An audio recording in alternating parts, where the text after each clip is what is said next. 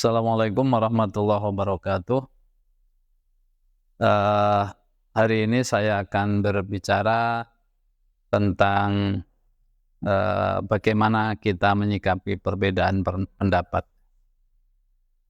Seperti kita tahu bahwa hukum-hukum Allah itu terbagi dalam dua kategori ya. Yang pertama itu hukum-hukum yang didasarkan pada dalil-dalil yang jelas, tegas, terperinci, tidak mengandung pengertian lain gitu, selain dari apa yang dikatakan oleh nas atau yang biasa kita sebut dengan hukum-hukum qat'iyat ya.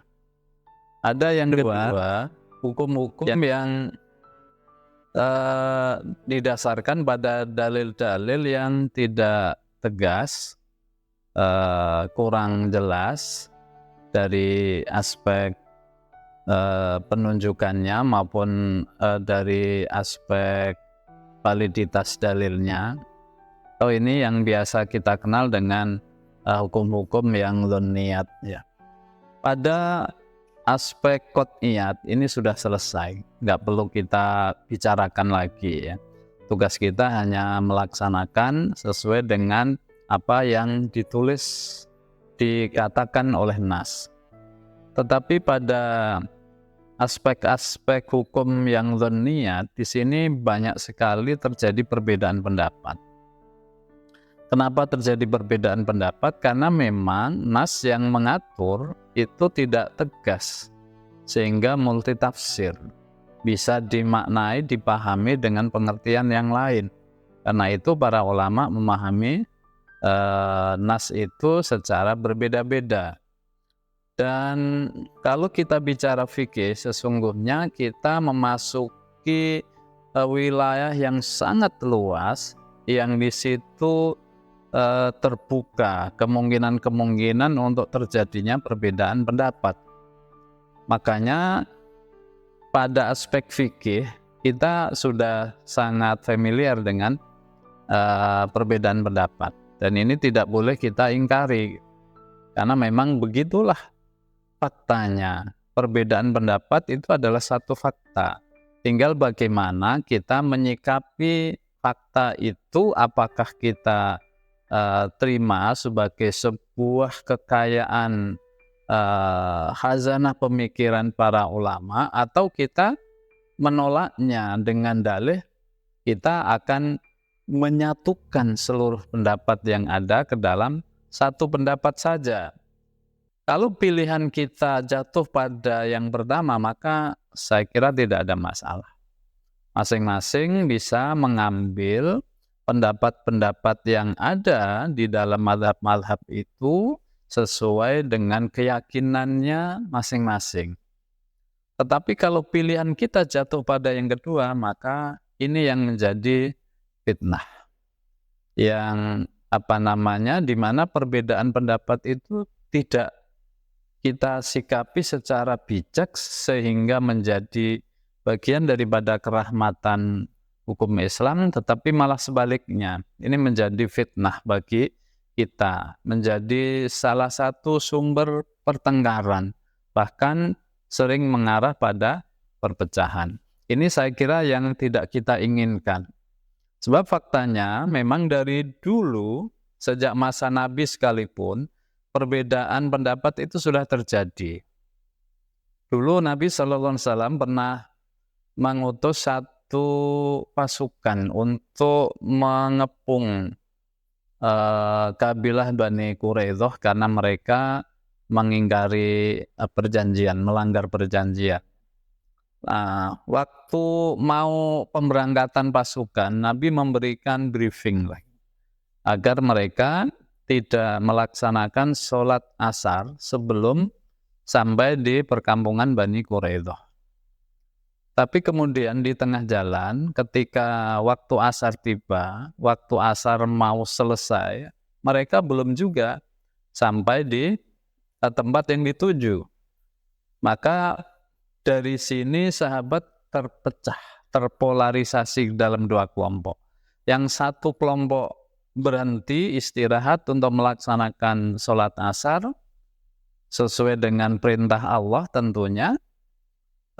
Yang satu kelompok lagi ini terus berjalan, tidak melakukan sholat asar dulu sampai mereka tiba di tempat yang ditunjuk oleh Rasulullah Sallallahu Alaihi Wasallam.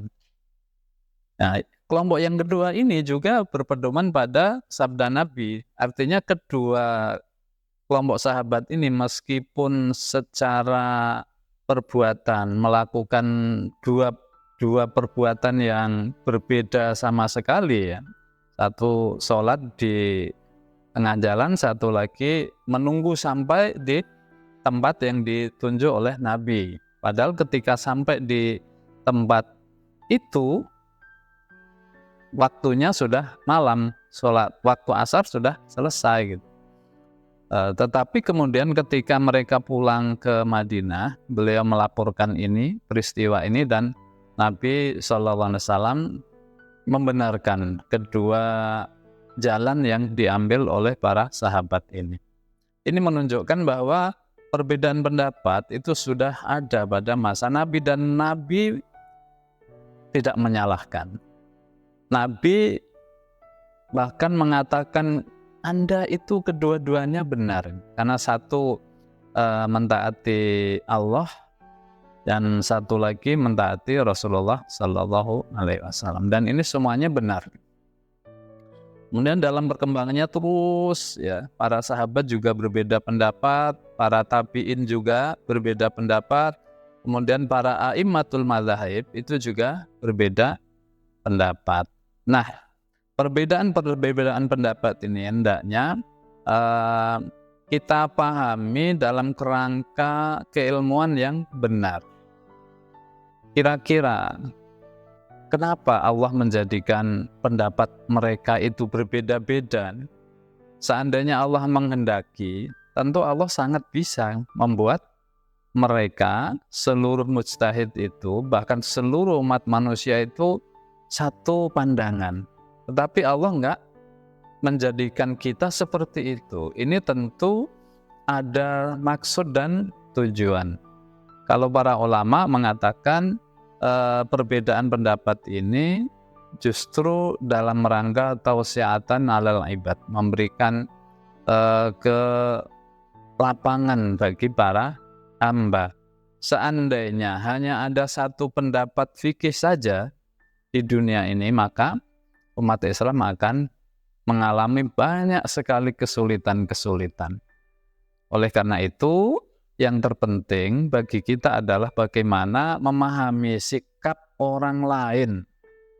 Ya, tidak menganggap pendapat kita sendiri yang paling benar, dan pada waktu yang bersamaan kita menyalahkan pendapat kelompok lain ini yang tidak benar. Bahkan di dalam usul fikih itu ada teori taswib namanya.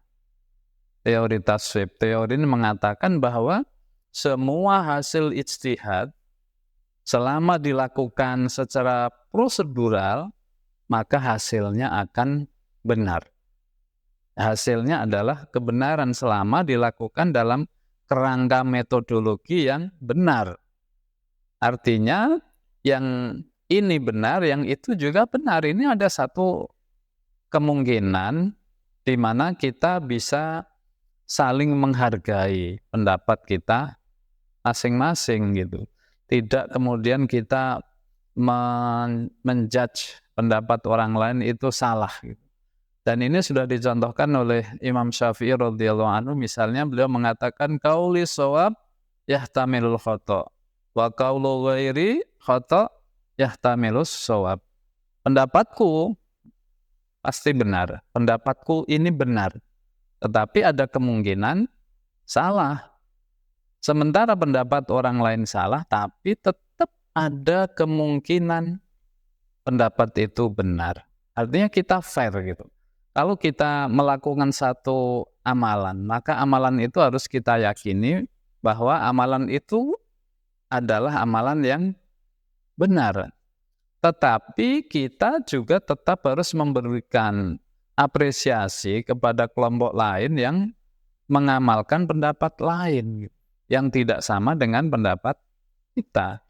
Ini saya kira sikap yang harus kita kembangkan dalam konteks berbangsa dan bernegara. Ini menjadi salah satu bagian daripada upaya kita untuk merekatkan berbagai komponen bangsa ini agar tidak saling terpecah belah, ya.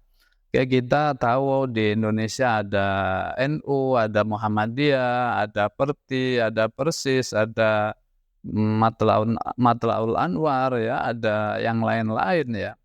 Itu mereka punya lembaga-lembaga fatwa sendiri-sendiri, dan kita tahu tidak jarang pendapat-pendapat yang dikeluarkan atau difatwakan oleh masing-masing lembaga fatwa yang dimiliki oleh ormas ini berbeda satu dengan yang lain, ya. Saya kira pemerintah Indonesia juga sudah memberikan contoh yang baik, ya. Kita seringkali ketika penentuan awal Ramadan, penentuan 1 Syawal, itu terjadi perbedaan pendapat. Tetapi kemudian pemerintah tidak melarang, ya.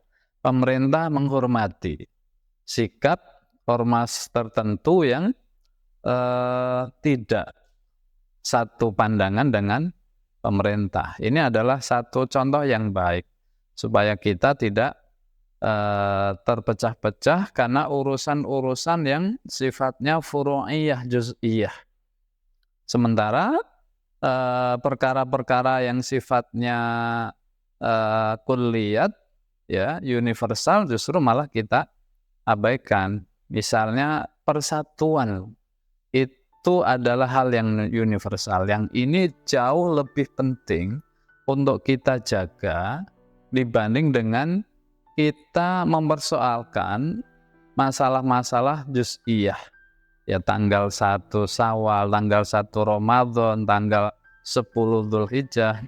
Ini yang sering kali terjadi perbedaan pendapat. Ini masalah-masalah furu'iyah, juz'iyah, masalah-masalah partikular, masalah-masalah juz'iyah yang tidak perlu kita permasalahkan sedemikian rupa sehingga bisa menimbulkan keretakan di masyarakat, ya.